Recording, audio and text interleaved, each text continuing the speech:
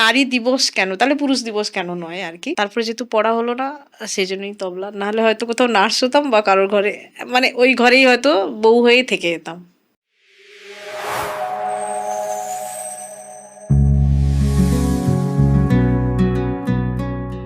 নমস্কার, আমি ইপ্সিতা।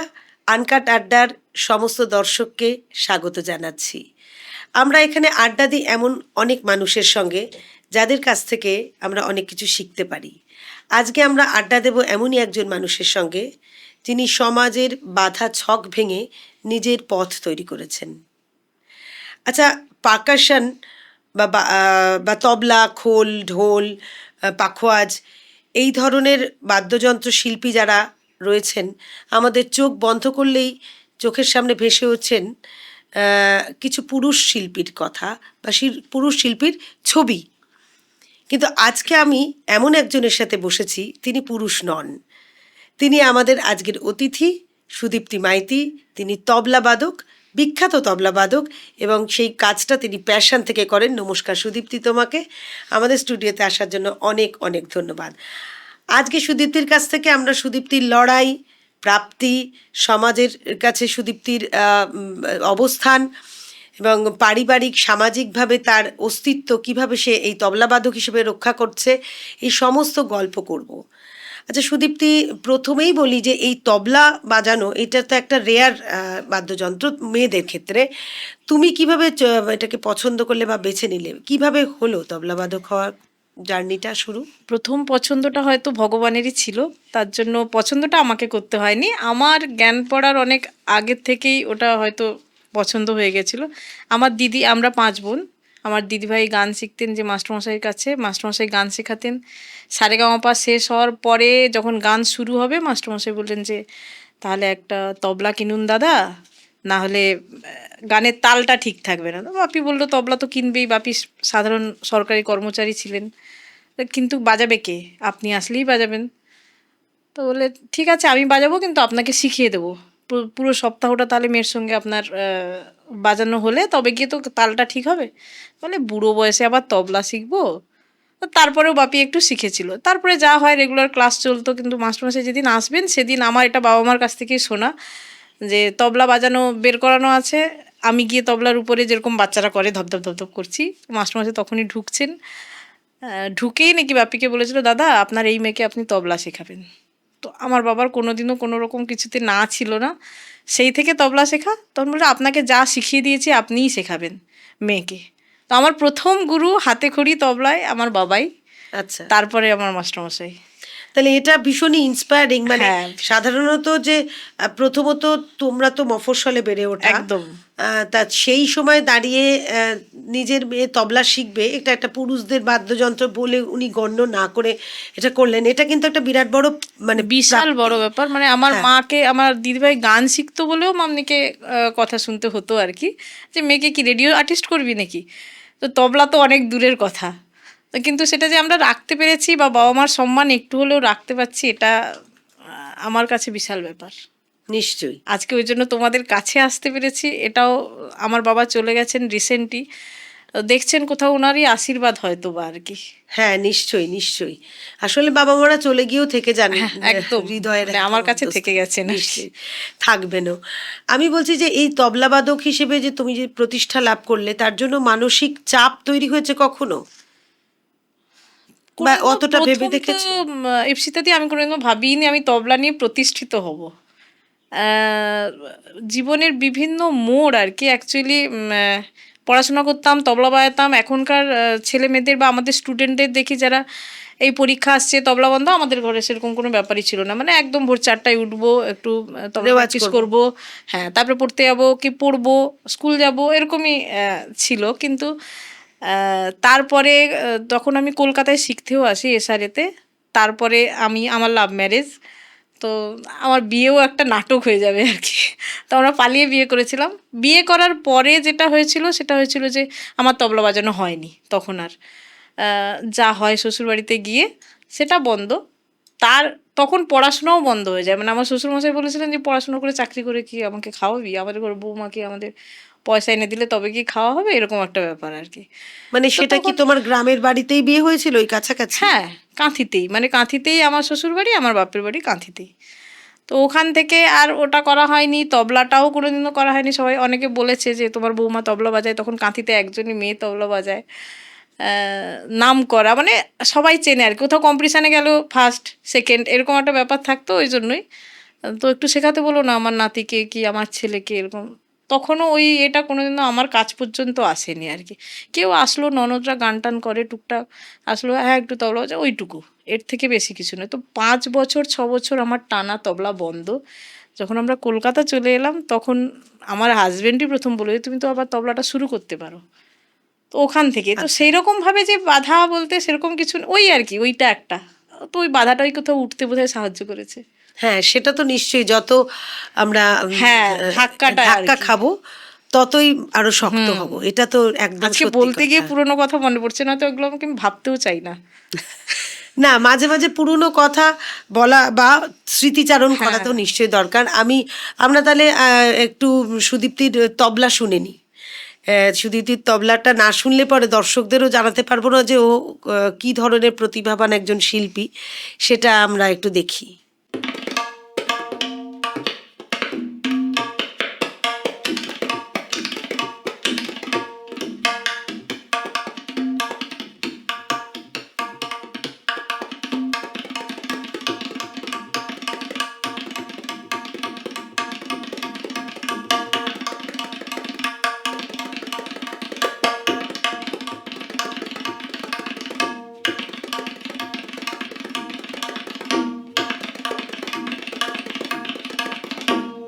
অসাধারণ লাগলো। আমি দর্শকদেরও জানতে চাইবো যে আপনাদের কেমন লেগেছে। এবং সত্যি আমি সুদীপ্তিকে আজকে পেয়ে সত্যি আমার ভীষণ ভালো লাগছে, কারণ একটা রেয়ার কাজও করে, এখনো পর্যন্ত রেয়ার বলবো, যদিও অনেক তবলা শিল্পী মহিলা আসছেন, আরও আসার দরকার। আচ্ছা, অভিজ্ঞতা কি তোমার একটা শেয়ার করবে আমাদের সাথে, যে খুব মানে কঠিন অভিজ্ঞতা হয়েছিল সেরকম তবলাবাদক হিসেবে? বাদক হিসেবে কঠিন অভিজ্ঞতা সেরকম খুব একটা কঠিন অভিজ্ঞতা হয়নি। তবে কোথাও একটা ছেলে বা মেয়ের যে একটা ব্যাপার আছে এটা কোথাও মনে হয়। রিসেন্টলি তোমাকে আমি 2 বছর আগের কথা বলছি, সন্তোষপুরে একটা প্রোগ্রাম করতে গেছিলাম একজন ভদ্রলোকের সঙ্গে। উনি ফোক গান, হারমোনিয়াম তবলা সব উঠে যাওয়ার পরে কিবোর্ডারে, তখন যখন আমি তবলাতে বসলাম আমি একজনকে দেখছি আর কি, যে উনি ফটো তুলছিলেন দেখছিলেন। তো আমি যখন উঠলাম তখন এটা ঠিক আছে বাজাবে এরকম একটা ব্যাপার থাকে না, করে চলে যায় আর কি। তো পরে উনি আমাকে বলেছে, তো আমি ভাবলাম যে আমার চিন্তাটা হয়তো ভুল, কিন্তু গান প্রোগ্রাম যখন শেষ হলো তখন আমরা নামলাম, তখন উনি প্রথম আমার কাছে ছুটে এসেছেন, ম্যাডাম আপনাকে কি বলবো। আমি প্রথমে ভেবেছিলাম যে ঠিক আছে একটা প্রোগ্রামই হবে আর কি। যখন আপনি সাউন্ড চেক করছিলেন তখন আমি বুঝে গেছি না, জিনিসটা ওই নয় তো, জিনিসটা অন্য কিছু। তখন আমি আবার ক্যামেরাটা রেখে দিয়ে প্রোগ্রামটা দেখতে বসলাম। তো কোথাও মনে হয় এখনো মানুষের মনের মধ্যে কোথাও কাজ তো একটু করেই, যে হ্যাঁ, মানে এই যে জেন্ডারে হ্যাঁ যে এই ওটাই একটা আর কি, মহিলা বাদক তবলা কি কতটা কি বাজাবে। বাজাবে। হ্যাঁ, হ্যাঁ, এটা ফেস করেছো তা তুমি। আমি বলছি না যে প্রত্যেকের থেকে বা অনেকের থেকে অনেক ভালো বাজাই, সেটা নয়, ভালোর তো কোনো শেষই হয় না। কিন্তু আমি দেখেছি আর কি যে তুমি বাজাও আর আরেকজন কেউ পুরুষ বা একটা ছেলে কেউ বাজাতে আসুক, তার প্রতি একটা যে মনোভাব সেটা আছে, একটু হলেও তো আছে, মানে 10% হলেও এটা আছে। তোমাকে দুঃখ দেয়? এখন আর দেয় না, এখন আর আচ্ছা। দেয় না, কারণ আমাকে মনে হয় যে আমার কাজটা তো আমাকে করতেই হবে আর কি, আর কোথাও আমাকে প্রমাণও করতে হবে আর কি। হুম। সে তো নিজেকে প্রমাণ নিশ্চয়ই। করার জন্য সেই প্র্যাকটিসটা আমার দরকার। অত সংসার করে অতটা প্র্যাকটিস হয় না, কিন্তু আমি সবসময় চেষ্টা করি যে যতটা, আজকে তোমার এখানে আসার আগেও মনে হলো যে একটু প্র্যাকটিস করে যাই, ওটাই আর কি, একটু প্র্যাকটিস করে আসা। আচ্ছা, না আমি তুমি এই অভিজ্ঞতাটা যে কথা বললে, এটা তো আমার মনে হয় ভালো একটা অভিজ্ঞতা, মানে হ্যাঁ, ভালো খারাপ মিশ্রিত, কিন্তু মানে খুব সুন্দর অভিজ্ঞতা, কোনো তোমাকে ভীষণভাবে আপ্যায়ন করেছে বা তুমি আনএক্সপেক্টেড একটা অভ্যর্থনা পেয়েছো, এরকম কখনো হয়েছে তোমার? সেটা তো রিসেন্টলি নারী দিবসে আমি 2 জায়গায় অভ্যর্থনা পেয়ে আমি নিজেই আপ্লুত। অভিভূত প্রচণ্ড, যে ঠিক আছে একটা কোথাও মানে একটা লেভেল হয়তো কোথাও উঠলাম আর কি। কিন্তু আমি তখন অনেক ছোট, ক্লাস 7-8 হবে বোধহয়। আমাদের বাবার বাড়ির পাশেই আর একটা বাড়ি ছিল, নায়ক ভবন বলতো, ওখানে সব বয়স্ক ভদ্রলোকরা, তো ওনার নাতি ছিল। হঠাৎ একবার ওই আমি যখন ডিস্ট্রিক্ট চ্যাম্পিয়ন হলাম তখন, ওয়েস্ট বেঙ্গল চ্যাম্পিয়ন হলাম তখন উনি একবার এসছিলেন। তো জানেন না, এমনি এসছেন, তো শুনছেন এমনি কথাবার্তা, তখন বলছে যে গঙ্গা, সবাই বাইরে গঙ্গা স্নান করতে যায়, আমার পাশেই গঙ্গা, অথচ আমি জানি না। ওই কথাটা আমার এখনো কোথাও মনে পড়ে আর কি, যে এত বড় কথা একটা বলাটাও, যে আমার পাশেই আছে, আমার ছেলে নাতিটাকে একটু তবলা শেখাস তো, এরকম একটা ব্যাপার আর কি। শেখেনি আর ও কোনোদিনও, তারপরে আমার পড়াশোনা এটা সেটা চলে গেছে, কিন্তু এরকম অনেক টুকটাক কথা আছে আর কি যেগুলো সেই কথাগুলো থেকে গেছে মনে। থেকে গেছে। যাদবপুর ইউনিভার্সিটিতে একজন স্টুডেন্টের সঙ্গে আমি বাজাতে গেছি, ওখানে অনেক বড় তবলচি ছিলেন, নাম করা একজন তবলচি, তো উনি বলছেন একটা ভজনের সঙ্গে বাজাচ্ছিলাম, আজকে যদি তুমি গান করো বাজাবো একটু। তো ওখানে বাজাচ্ছিলাম, তখন উনি বলছেন আপনি তো বেশ ভালো তবলা বাজান। ওনাদের এই ছোট ছোট লোক বলবে যে এটা ছোট একটা কথা, কিন্তু আমার কাছে ওটা মানে একটা বিশাল সার্টিফিকেট। হ্যাঁ হ্যাঁ, প্রাপ্তি এটা হ্যাঁ, একটা। ভীষণ বড় এই যে প্রাপ্তি। 5 বছর তোমার বন্ধ ছিল তবলা বাজানো, একদিনের জন্য বাজাওনি, তারপরে যখন শুরু করলে তখন কি তোমার সে হাতটা সরলো, মানে সে নাকি একটু দেখো, একটু তো এ হয়েছে, কিন্তু ওই 5 বছরটা ধরো, তার আগে যে এত বছরের আমার প্র্যাকটিস, ওটাই কোথাও হয়তো আমাকে ওই সাধনাটা কোথাও কাজে দিয়ে দিয়েছে আর কি। কিন্তু এটা আমার গুরুজিরই কথা, পণ্ডিত সমর সাহা, ওনারই কথা, যে তুই যদি 100 দিন প্র্যাকটিস করিস তাহলে 1 পা এগাবি, আর একদিন যদি প্র্যাকটিস না করিস তাহলে কিন্তু 100 পা পিছিয়ে যাবি। সেই পিছানোটা হয়তো আমি পিছিয়ে গেছি, কারণ আমার নিজেরই রেকর্ড করা একটা ক্যাসেট হঠাৎ বাজছিল, তখন ক্যাসেট ছিল, যখন বাজছে তখন আমি নিজে নিজে ভাবছি আমি এত স্পিডে বাজাতে পারতাম, কিন্তু আমি আচ্ছা। এখন পারি না সেটা। তখনও আফসোস লাগে যে এই 5টা বছর যদি সবার বিরুদ্ধে গিয়ে আমি একটু করে প্র্যাকটিসও করতাম, কিন্তু তাহলে সেই বোধহয় পরিস্থিতি তোমার ছিল না। না, এই ফ্লোটা হয়তো থাকতো আর এই কি। যে যখন তোমার, আমি এই কথাটা এই কারণেই জিজ্ঞেস করছি যে শ্বশুর বাড়িতে গিয়ে যখন সংসার করছো, সবই হচ্ছে, বেড়াতে যাওয়া হচ্ছে, বিবাহে নেমন্তন্ন হচ্ছে, যা হয় সংসারে থাকতে গেলে, কিন্তু তবলাটাই হচ্ছে না। না। এই যে একটা মানসিক যন্ত্রণা, সেইটাকে তুমি ওভারকাম করেছো কি করে, এই কারণে জিজ্ঞেস করছি যে হয়তো এই রকম যন্ত্রণার মধ্যে দিয়ে আমাদের দর্শকের মধ্যে অনেকেই যান, এখন অতিক্রম করছেন সেই যন্ত্রণাটা, সেটা তুমি কিভাবে মানসিকভাবে সেইটা করেছিলে? ওই পাশের মানুষটা যদি ঠিক থাকে না, তাহলে হয়তো সবটা তাড়াতাড়ি ওভারকাম করা যায়। আচ্ছা, আমার হাজবেন্ড যেটা ঠিক পেলে। একদম হাজবেন্ড, আমরা যখন কলকাতা আসি প্রথম, মানে ওরই সব থেকে বেশি ইন্টারেস্ট যে তুমি তবলাটা নিয়ে তো আবার পড়তে পারতে, কিন্তু আমি রবীন্দ্রভারতীতেও গেছিলাম, তো তখন এতদিন যেহেতু পড়া ছাড়া, ওই জন্য ওটার অনেক বিশাল প্রসেস করলাম না ইচ্ছে করে, তো সেরকম ফিনান্সিয়াল সাপোর্ট তখন ছিল না, সেই জন্য হয়েও ওঠেনি। কিন্তু আমার মনে হয় পাশের লোকটাকে ঠিকঠাক হতে হবে, ওই চুজিংটা আমাদের ঠিক করতেই হবে। মানে তোমার মানে এমন কোনো অভিজ্ঞতা হয়েছে যেই সময় তবলাটা রাখবো নাকি সংসার সামলাবো, এরকম আহ, কোন দিক সামলাই, এরকম কি অভাবের মধ্যে দিয়ে হ্যাঁ, না, তুমি? এরকম গেছে, আমার 2টো সেট তবলা ছিল, আমরা যখন কলকাতা আসি, উম, জানি না ওনারা শুনলে কি ভাববেন, যে একরকম বের করে দেওয়ার মতো না করে আমাদের সঙ্গে একটা ব্যবহার হয়েছিল, তো সেটার থেকে আমরা যখন আসি তখন আমরা শুধু মানে লাঠি লেংটি গোপাল দাস বলেন, আমরা একদম কিচ্ছু ছাড়া কলকাতায় এসেছিলাম, আমার বাবাই পাশে ছিলেন, আমার বাবা মা। তো এখানে এসে সব কথা তো আর বাবা মাকে সবসময় বলা যেত না, যে বাবা এটা আমার হয়নি, ওটা বাপি জিজ্ঞেস করলো কি মামনি কেমন, আমি ভালো আছি। কিন্তু কোনো একটা সময় এমন ইয়ে পড়েছিল, আমার হাজবেন্ডও হয়তো জানেন না আর কি, আমার 2টো সেট তবলা ছিল, একটা সেট আমি বিক্রি করে দিয়েছিলাম তখন 1000 টাকা দামে, আবার এমনকি ওটা ব্রাশের তবলা, মানে কপারের আর কি। ওহো, বুঝতে পেরেছো, তখন ওই জন্য আসে, কিছু টাইম আসে, কিন্তু সেইটা একটা দিয়েছিলাম, এখন আমার কাছে অনেক আর কি। অনেক তবলা আছে তোমার কাছে, আরো তবলা হোক, হ্যাঁ, আরো অনেক। এখন তো তুমি অনেক ছাত্রছাত্রী নিয়েও তোমার হ্যাঁ, সংসার অনেক বেড়ে বড় আমার হয়ে সংসার গেছে। বড় হয়ে গেছে, আমার বাচ্চা কাচ্চা প্রচুর, হ্যাঁ, আর প্রত্যেকে এত ভালোবাসে, তখন এই ভালো না লাগা বা এই ভালোবাসাহীন জীবনটা আমার কোথাও মনেই পড়ে না একবারও। এই যে যখন তবলাটা তুমি বিক্রি করে দিচ্ছ, তা একটা বুকের পাঁজর চলে ওটা যাচ্ছে, ওটা ওটা বলে বোঝানো যাবে বলে না, বোঝানো actually যাবে তাই, না। ওটা বলে হ্যাঁ, বোঝানো যাবে কিন্তু না। জীবনের এরকম অনেক মুহূর্ত মুহূর্ত আসেই, আসে এবং আসে মোড়টা ভীষণ। ঘুরে যাওয়া যায়, কিন্তু কিন্তু যেই তুমি স্টেবল হয়ে গেলে, তখন ওই যাদের জন্য তুমি স্টেবল হয়ে গেলে, মানে যাদের তাড়নাতে আর কি, একরকম যে আমাকে স্টেবল হতে হবে, কিন্তু এরকম একটা ব্যাপার, তারাই কিন্তু তোমার কাছে এসে তখন জানতে চাইবে যে কিরে ওখানে কত টাকা পাস, প্রোগ্রাম করলে কত টাকা পাস, কিংবা কত স্টুডেন্ট, কত রোজগার হয়, এটা কিন্তু তারাই জিজ্ঞেস করে, এবং আবার গর্বের সঙ্গে লোকের কাছে বলবেও কিন্তু যে হ্যাঁ আমার অমুক, আমার ওই করে এই করে, এটা তো অনেক বড় বড় লোকেরও হয়ে থাকে আর কি। হ্যাঁ হ্যাঁ নিশ্চয়ই সবার জীবনেই হ্যাঁ, এরকম ঘটনা ঘটে, আর এগুলোই আমাদের শিক্ষা, এগুলোই আমাদের এটাই আরো শিক্ষা, শক্তি একদম। যোগায়।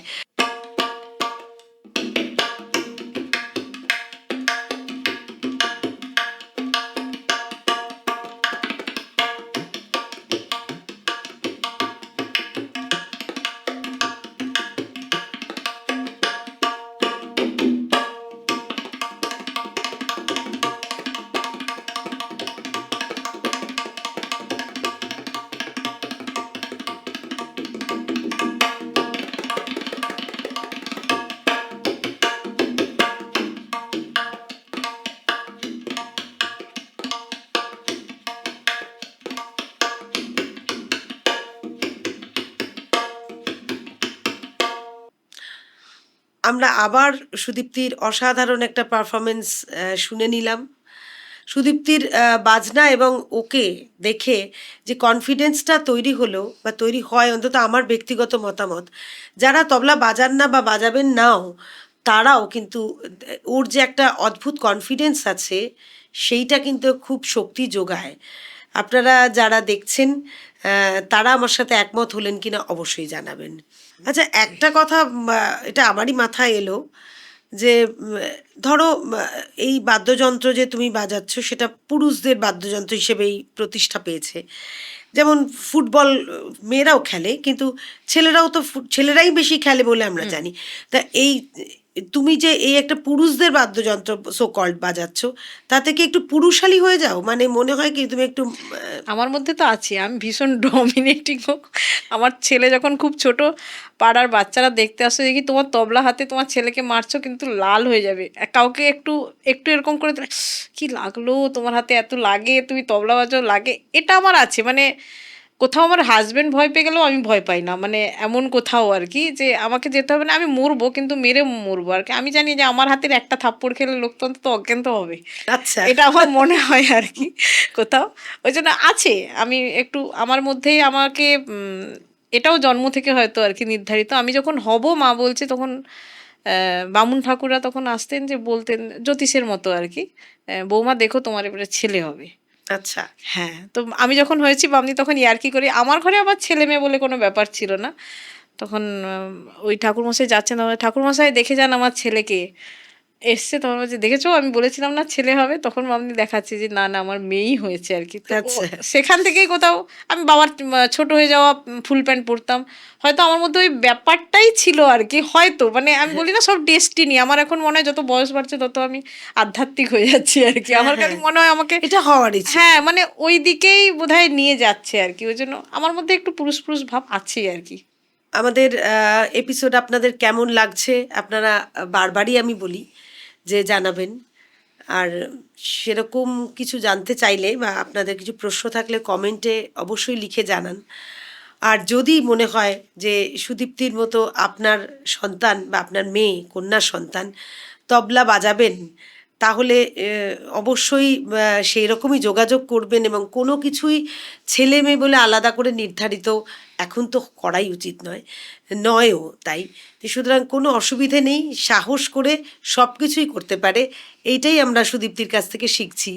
সুদীপ্তি, মঞ্চে ওঠার আগে তো সমস্ত শিল্পীরই একটা টেনশন থাকে, তোমার কি সেই টেনশনটা হয় রয়েছে? হয়, একদমই হয় আর কি, প্রচণ্ডভাবে হয়। মানে কেউ যদি আমাকে বলে দেয় যে অমুকজন আসবে, কি করবে জানি না গান, তখনও আমার মনে হয় কি করবে, আমি বাজাতে পারবো তো, মানে এরকম একটা ব্যাপার আর কি। আমার ছেলে মেয়ে কোথায়, হেই তুমি এরকম করে ভাবছো কেন, তুমি পারবে না কেন? সবই তো পারো। হ্যাঁ, কেন পারবে না, কি এমন হতে পারে আলাদা, তালই তো।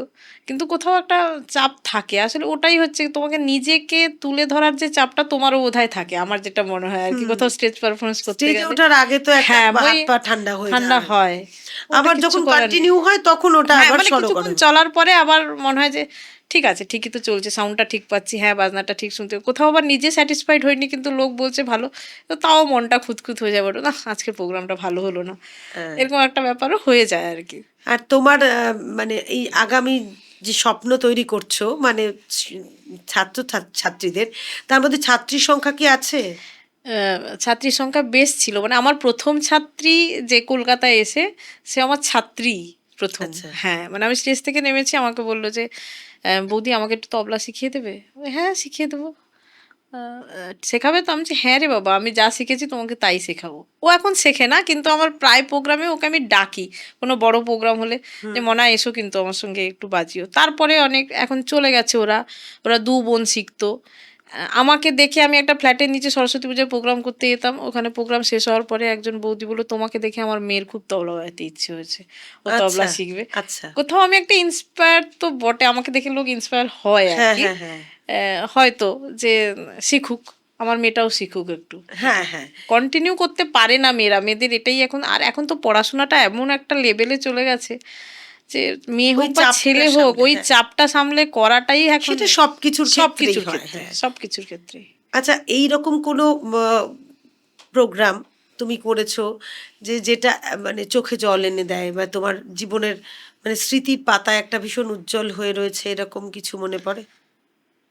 এখন যেটা মনে পড়ছে, আমি যখন ওয়েস্ট বেঙ্গল চ্যাম্পিয়ন হলাম তখন, আমার মাধ্যমিক পরীক্ষার আগে আগে আমি কম্পিটিশানটা দিতে এসেছিলাম। রাজ্য সঙ্গীত একাডেমিতে হয়েছিল। একাডেমির মধ্যেই একজন অন্ধ ছেলে ছিল, মানে এই যে প্রতিযোগীদের মধ্যে। তো আমাদের একজন যিনি জাজ ছিলেন, উনি বললেন যে, "দুজন ফার্স্ট হয়েছো তোমরা, কিন্তু একটা জিনিস বলবো, যেটা দুজনের মধ্যে আগে উত্তর দিতে পারবে তাকেই ফার্স্ট করবো আমরা।" ওই সময়টা আমার মনে হয়েছিল যে আমি পারবো তো, মানে তখন আমার মনে হচ্ছিল পারবো কি। কি তো প্রশ্ন ছিল সেটা? একটা ধরো 16 মাত্রার একটা টুকরা, ওটাকে 10 মাত্রায় করতে হলে তোমাকে কি করতে হবে। আচ্ছা, পেরেছিলে? তখন ওটা আমিই বললাম, আমিই ফার্স্ট হলাম, কিন্তু ওনারা বলেছিলেন যে তোমরা দুজনেই ফার্স্ট আর কি। হ্যাঁ। কিন্তু যেহেতু ফার্স্ট সেকেন্ড করতে হবে আমাদের, সেই জন্য যে আগে কোশ্চেনের উত্তর দিয়েছে। তো ওটাও কোথাও মনে হয় যে ওই সময় ওই মুহূর্তে ব্রেন থেকে বেরানোটা একটা ব্যাপার, হয়তো সবাই জানে, কিন্তু ওই সময় ঘাবড়ে গিয়ে কিছু হয়ে গেলে তখন হয়তো এটা হতো না। সেটা একটা মানে সেটা ব্যাপার। রাজ্য সঙ্গীত একাডেমির রাজ্য হলে? সঙ্গীত একাডেমির মধ্যেই হয়েছিল কম্পিটিশনটা। আচ্ছা। আর যখন প্রাইজ দেয় তখন ভি বালসারা এসেছিলেন প্রাইজ দিতে, সেটা আমি নিতে আসতে পারিনি, আমার মাধ্যমিক পরীক্ষা ছিল, মানে ওটা খুব কষ্টের যে আমার আর দেখা হলো না আর কি ওনাকে। আচ্ছা, ওনার হাত থেকে পুরস্কারটা নেওয়া নেওয়া হলো হলো না। না, ওই সাইনটা আছে সার্টিফিকেটে, এই যে আর কি। আচ্ছা। হাবড়াতে একটা কম্পিটিশন, হাবড়াতে মামার বাড়ি, ওখানে গেছিলাম, একটা কম্পিটিশন হচ্ছে, তো মামা বললো, "দিবি?" বাপি বললো, "দিয়ে দে।" লহরা কম্পিটিশন মানে দিয়ে এই দিলাম। কম্পিটিশন গুলো তো ছেলে মেয়ে একসাথেই সবাই দিতে সবাই, হয়। আমি একাই মেয়ে। আমি যত কম্পিটিশন দিয়েছি বেশিরভাগ ক্ষেত্রেই একা মেয়ে। এবার আমি বলছি যে যদিও সব কিছুরই পরিবর্তন হয়, মানে আস্তে আস্তে মহিলা তবলাবাদক আসছেন, কিন্তু তোমার কি ধারণা যে ভবিষ্যতে আগামী 10 বছরে কি আরো অনেক বেশি মহিলা তবলাবাদককে আমরা দেখতে পাবো, নাকি এখনো সেরকম ট্রেন্ড দেখতে পাও না তুমি? সেই ট্রেন্ড আসছে তো বটে, আসছেন প্রচুর জন এখন, কিন্তু ওই আর কি কতটা কে মানে ওই চালিয়ে রাখাটা, কন্টিনিউ করাটা কতটা কে করবে, এটা ছেলেদের ক্ষেত্রে প্রচুর হয়, মেয়েদের ক্ষেত্রে সত্যিই কম। এখনো পর্যন্ত এখনো অনেক কম। পর্যন্ত অনেক কম। তোমার কাছে যারা শিখতে আসেন তাদের জন্য তুমি মানে তোমার মূল উদ্দেশ্যটা, লক্ষ্যটা কি, কি করতে চাও তাদের নিয়ে? তাদের নিয়ে তো ভালো, মানে ভালো মানুষ এবং ভালো স্টুডেন্ট বানাতে ইচ্ছে তো করে, কিন্তু ওই আর কি কিছুদিন থেকে পড়াশুনো ক্লাস 8-9 হয়ে গেলেই তুমি ভাববে যে এই স্টুডেন্ট থাকবে কি থাকবে না, বা একদম চালু করবে কিনা। এরকম খুব কমজন আছে যে মাধ্যমিক পরীক্ষা দিতে দিতেও এখনো ক্লাস করছে আর কি, সেরকম স্টুডেন্ট কম আছে। কিন্তু থাকলে আমার কাছে, তো আমার তো ইচ্ছে যে বাবা আমার কাছে শেখ, তারপরে আমার শেখানো শেষ হয়ে গেলে আমি আমার গুরুজিদের কাছে বরং তোরকে যাওয়ার জন্য আমি জানি যেটুকু সেটুকু বলে দেবো আর কি, যে ওখানে যা, ওখানে ভালো হবে। আচ্ছা সুদীপ্তি, এরকম অনেক অনুষ্ঠানে তো নিশ্চয়ই যাও, যে তুমি যার সাথে তবলা বাজাতে গেছো তার আগে পরের শিল্পীদের সাথেও তোমার দেখা হয়েছে, এবং তবলা শিল্পী সেখানে পুরুষ, এই যে একটা পার্থক্য নিজেদের সাথে কথা বলার মধ্যে, কিছু অনুভব করো কি? করিনি এখনো পর্যন্ত সেরকম অনুভব, মানে মানে আমার মনে হয়নি আর কি। সমমনোভাবাপন্নই হ্যাঁ সবাই, হ্যাঁ হ্যাঁ, কেউ সেরকমই কথা মনে হয়। বলেন কেউ বলেন না, ওটা তাদের ব্যাপার। কিন্তু ওই আর কি, আমার কারো ভালো লাগলে আমি নিজে বলে আসি যে দারুণ বাজালেন, কিন্তু এটা আমি বলে আসি। আচ্ছা, আচ্ছা, মানে অ্যাপ্রিশিয়েট করো হ্যাঁ হ্যাঁ, সবাইকে। এটা আমি বলে আসি, এটা আচ্ছা, নিয়ে। একজন মানে তোমার আমি দর্শকদের উদ্দেশ্যে তোমাকে বলতে বলি যে যদি একটা মহিলা বা মেয়ে তবলা শিখতে আসে, তাকে প্রথম প্রথম কি লক্ষ্য রাখা উচিত, মানে কি মহিলা বলবো না অবশ্য, প্রথম তুমি কিভাবে তাকে, এই একাগ্রতাটাও তো একটা দরকার। না একদম একাগ্রতা আর প্র্যাকটিস, মানে আমি সবাইকে এটাই বলি যে অধ্যাবসায় আর কি, আমরা যেটা বলি ধৈর্য তো ধরতেই হবে, সঙ্গে অধ্যাবসায়। এক্ষুনি এখন একটা টেন্ডেন্সি আমি দেখেছি, শিখতে এসেছি মানে এবারে কি করে গানে বাজাবো, এরকম একটা ব্যাপার। কিন্তু গানে বাজাতে গেলে যে অধ্যাবসায়টা দরকার হয়, সেই আমি বলবো তো ওইটা আগে রাখা উচিত মাথার মধ্যে, যে আমাকে ওই প্র্যাকটিসটা থাকতে হবে, তবে গিয়ে আমি একটা গানে বাজাতে পারবো বা একটু ভালো করে বাজাতে পারবো।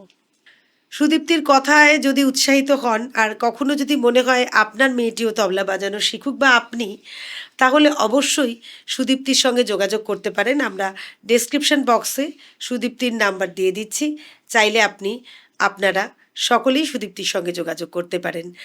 আমি একটা ভীষণভাবে ভাবছি, তবলা তো একটা ভীষণ শব্দ হচ্ছে চারিদিকে।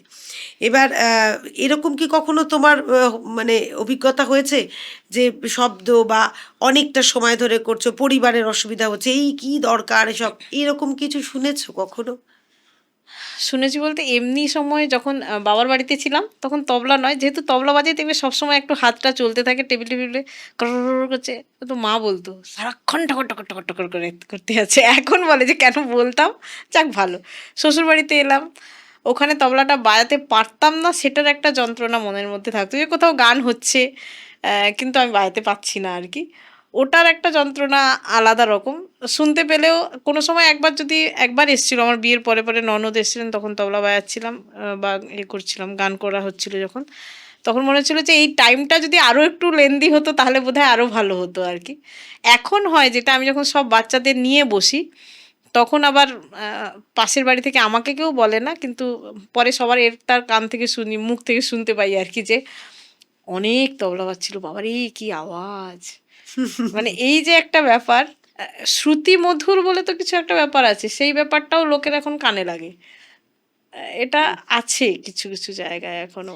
তোমার আমার কাছে যেরকম এটা মনে হয়, প্র্যাকটিস? হ্যাঁ আমার যেরকম মনে হয়, আমি ঘরে ফিরি 10:30টার সময়, আমার হঠাৎ ইচ্ছিল আমি এক্ষুনি তবলা বাজাবো, আমি রুমের চারধারে সব বন্ধ করে দিয়ে আমি বসে গেলাম। এবারে তখনও চাপ থাকে, খেতে দাও, খাওয়ার ব্যাপার, সংসারের যেটা থাকে না, খেতে দিতে হবে, ছেলে মেয়ে থাকলে হয় না, কিন্তু হাজবেন্ড যতই হোক না কেন, ওই টাইমে তোমাকে একটা ব্যাপার থাকে যে 12টা বেজে গেল কিন্তু আজকে কি খাওয়া হবে না, এরকম একটা ব্যাপার থাকে আর কি। এটা কিন্তু ছেলে হলে হতো না।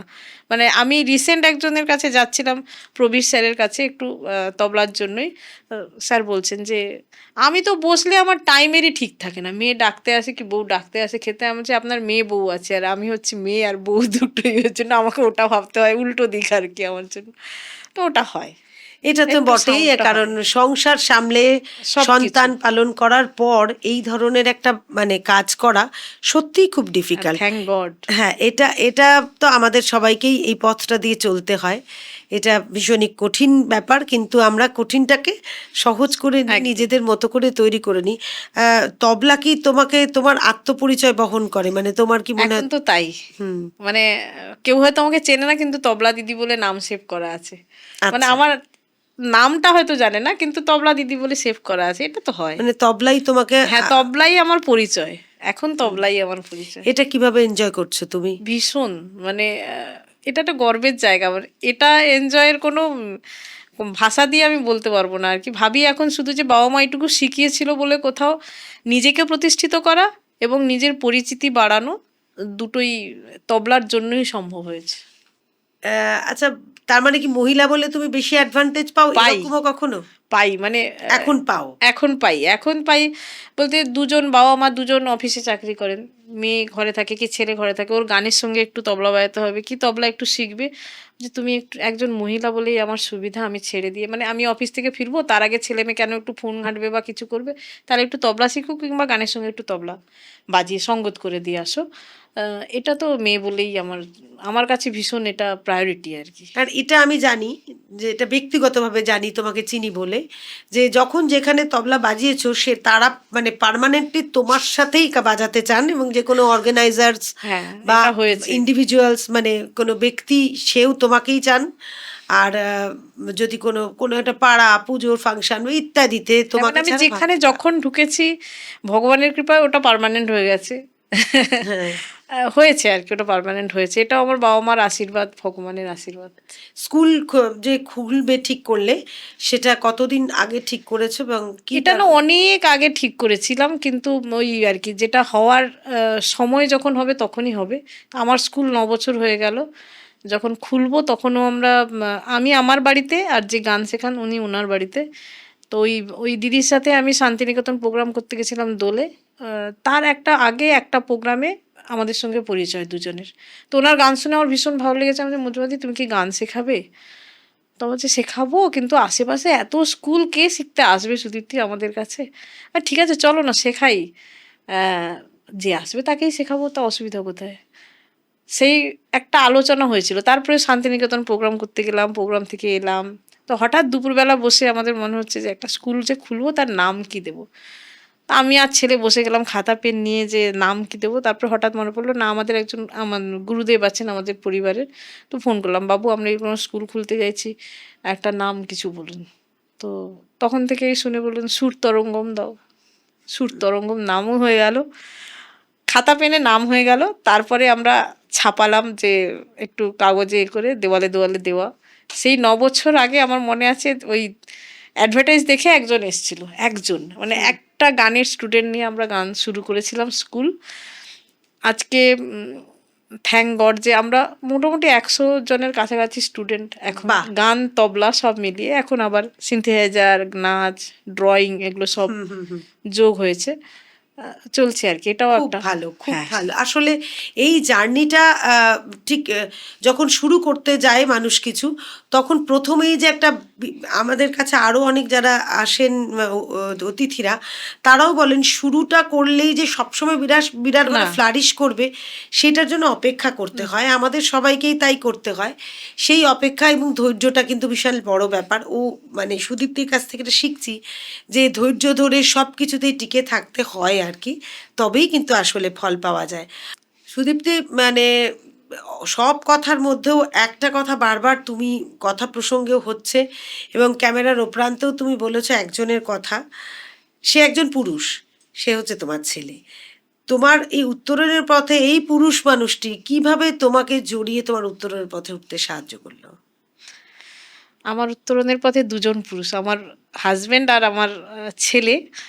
আহ, ছেলের বড় হওয়াটা আমার বড় হওয়ার সঙ্গে সঙ্গে, বড় হওয়া মানে আমি যখন তবলা নিয়ে বড় হচ্ছি আর কি, তবলাটাকে একদম কি বলবো তোমাকে, প্রফেশনাল একটা জায়গায় নিয়ে যাওয়ার চেষ্টা করছি, তখন ছেলেই ছিল। ছেলে আমার সুখ দুঃখ সব কিছু মানে বন্ধুর মতো আর কি।